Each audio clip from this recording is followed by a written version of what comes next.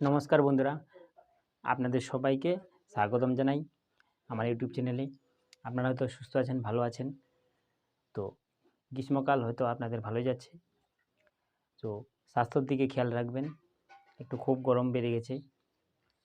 তো আমরা এর আগে ইংরেজি গ্রামারে শিখেছি অ্যাডজেক্টিভ। আজকে আমরা শিখব ভার্ব। ভার্ব মানে ক্রিয়াপদ। ক্রিয়াপদ মানে কাজ, যা কিছু আমরা করি কাজ, সেটাকে ইংরেজিতে ভার্ব বলে, বাংলাতে বলে ক্রিয়াপদ। তাহলে চলো আমরা শুরু করি। তো ভার্ব জিনিসটা খুব সহজ। তো আমরা বাংলা শব্দ আকারে লিখেছি আমি কাকে বলে। তো যে সকল ওয়ার্ড দ্বারা কোনো কিছু করা, থাকা, হওয়া বোঝায় তাকে ভার্ব বলা হয়। বোঝা গেল? মানে ক্রিয়াপদ বলা হয়, কোনো কিছু করা বোঝাবে, থাকা, হওয়া। তো সেই ওয়ার্ডগুলোকে, যেমন আমি লিখছি, এখন পড়াচ্ছি, তো এটা হচ্ছে ভার্ব। এই বিষয়গুলো কোনো কিছু করা। তো এখানে আমরা উদাহরণ হিসেবে আমি কয়েকটি সেন্টেন্স দিয়েছি। তো দি বেবি স্লিপস, শিশুটি ঘুমায়।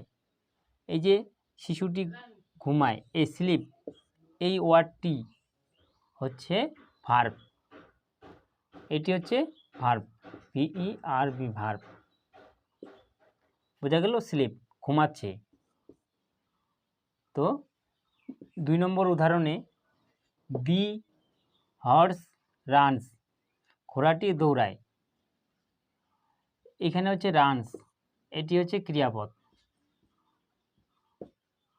ক্রিয়াপদ ইংরেজিতে ভার্ব।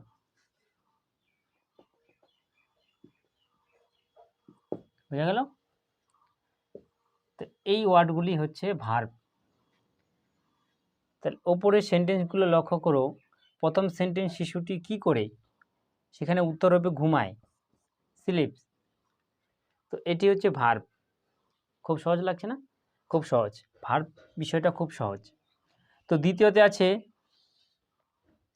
দ্বিতীয় সেন্টেন্সে ঘোড়াটি কি করে, এখানে উত্তর বলবে রান, দৌড়ায়, রানস, দৌড়াচ্ছে। তো এটা হচ্ছে ভার্ব। তাহলে এই গেল আমাদের ভার্বের প্রথম ফার্স্ট ক্লাস নম্বর 1। তো এইভাবে আমরা ভার্ব বিষয়টা আস্তে আস্তে বুঝবো আরও। তো আবার কোনো ভার্বের নতুন ক্লাসে আবার দেখা হবে। তো আজকে এখানে শেষ করছি। ভালো থাকবেন, সুস্থ থাকবেন। জয় হিন্দ, জয় ভারত।